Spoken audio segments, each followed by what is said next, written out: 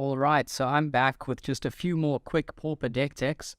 So here, a player did pretty well in an event with this take on a zombies list. So long-term watchers of the channel will know that I love my zombies decks. Built a few versions in the past. So this is a pretty cool looking list with Deadly Dispute and Putrid Goblin. So we're running 12 Swamps, 2 Barren Moor, and 4 Vault of Whispers as Deadly Dispute fodder. Then Serrated Scorpion, not a zombie as far as I know, but good with our sacrifice synergies.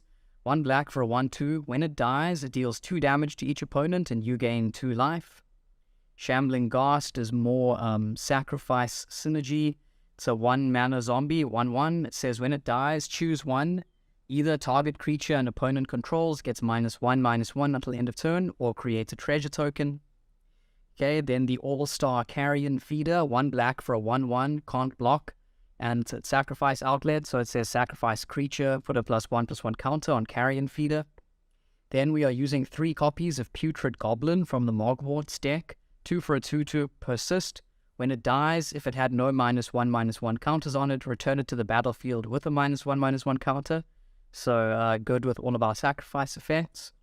Then probably my favorite zombie in Pauper, Shepherd of Rot, 2 mana for a 1/1. It has tap. Each player loses 1 life for each zombie on the battlefield. Then as our big bomb in the late game, we have 3 copies of Grey Merchant of Asphodel, 5 mana for a 2/4. When it enters the battlefield, each opponent loses X life and you gain X, where X is your devotion to black.